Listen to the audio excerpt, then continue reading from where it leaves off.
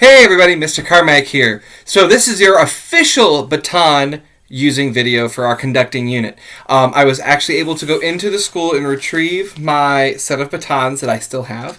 Over the course of my career, I've had 5 different batons. I'm down to 3. I've sold one, broke one, and I have these 3 left, and that's what I'm kind of going to stick with.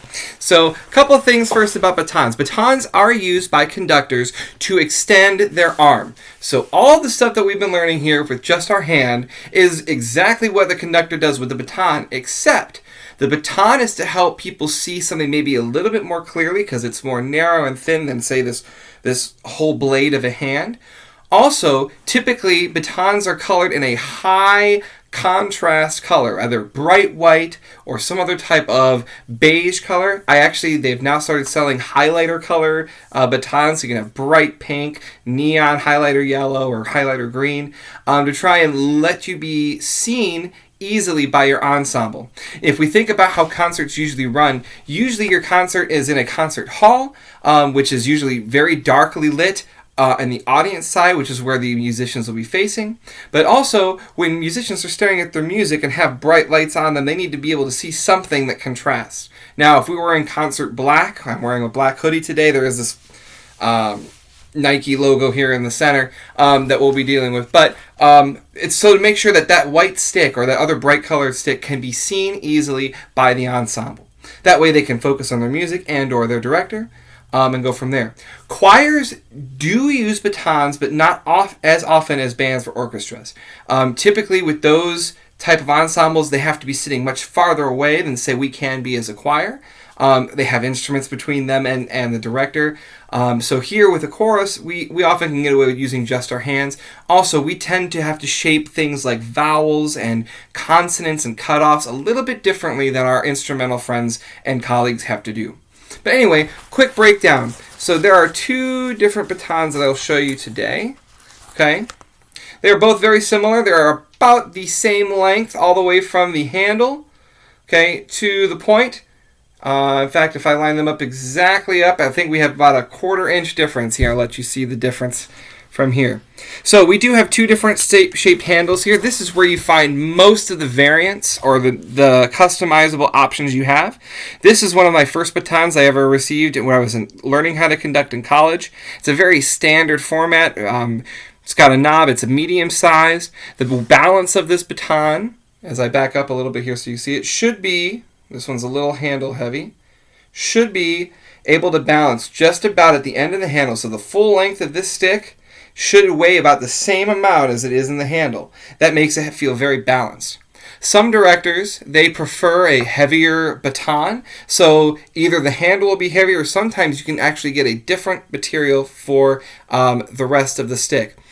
These are typically bamboo and are dipped in a white plastic or white resin coating and go from there. This is more of a bottle-shaped barrel handle. I really enjoy this shape, not only because of the very pretty pattern, but for my hand, I like to rest my index finger right here where the baton, again, should be balancing. As you can see here, look, Ma, no hands. Right where that weight is where I'll hold that, and I will use the rest of my hand to kind of curl around and hold this. So there have been a number of different analogies used for how to hold a baton, from pretend you're cradling a small bird, or take your normal conducting hand, put the baton here, and then relax your fingers around it. This way, the baton is a straight shot out from your arm. So when you are conducting, it does exactly the same thing that your arm does. It can get very, very small and specific if you're down here conducting very quietly. Still, this motion is happening over here without the baton or with the baton.